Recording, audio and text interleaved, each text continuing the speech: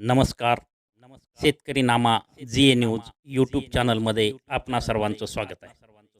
आपण हे channel subscribes केले नसेल तर आजच सबस्क्राईब्स करा आणि समोरील घंटीच्या चित्रावर क्लिक करा, म्हणजे नवनवीन व्हिडिओ तुमच्या मोबाईलवर पाहता येतील. सोमेश्वर सहकारी साखर कारखान्याच्या सभासदांसाठी एक आनंदाची आणि अत्यंत महत्त्वाची अशी बातमी समोर आलेली आहे.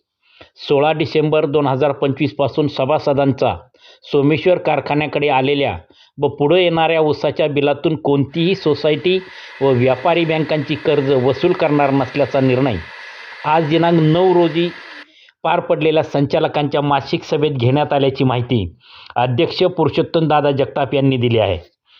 दादा पुढे म्हणाले, शासन नियमानुसार या गाळप हंगामासाठी श्री सोमेश्वर कारखान्याचा रास्त व किफायतशीर दर FRP रुपये 3285 प्रति मेट्रिक टन इतका निघत असून संचालक मंडळाने प्रथम हप्त्यापोटी 3300 रुपये प्रति मेट्रिक टन देण्याचे निश्चित केले आहे.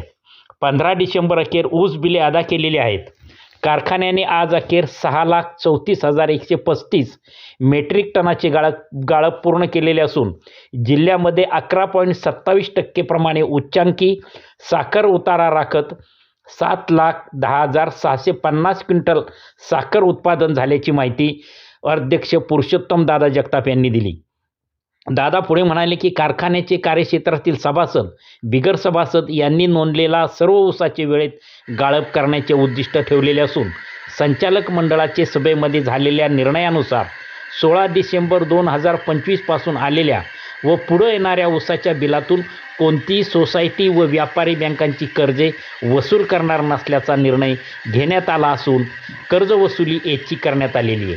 या महत्त्वाच्या निर्णयामुळे शेतकऱ्यांना फार मोठा लाभ होणार आहे. शासनाने कर्जमाफी योजना जाहीर केलेली आहे आणि असं असताना ज्या शेतकऱ्यांना कर्ज घेतलेलं आहे त्या शेतकऱ्यांची कर्जाची वसुली सातत्यानं बँका कारखाने त्यांच्या ऊसाच्या बिलातून करत आलेली आहेत. त्यामुळं ज्या शेतकऱ्यांचा ऊस मार्चच्या अगोदर तुटून जातो त्या शेतकऱ्यांची कर्जवसुली ही कारखान्याच्या ऊसाच्या बिलातून होत आलेली आहे.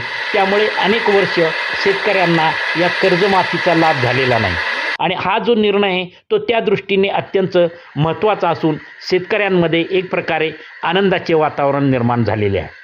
तसेच कार्यक्षेत्रातील सभासद बिगर सभासद यांचे माहे फेब्रुवारीमध्ये 2026मध्ये येणाऱ्या ऊसास प्रतिटन 100 रुपये, मार्चमध्ये येणाऱ्या ऊसास प्रतिटन 200 रुपये व एप्रिलमध्ये येणाऱ्या ऊसास प्रतिटन 300 रुपये अनुदान देण्यात येणार आहे.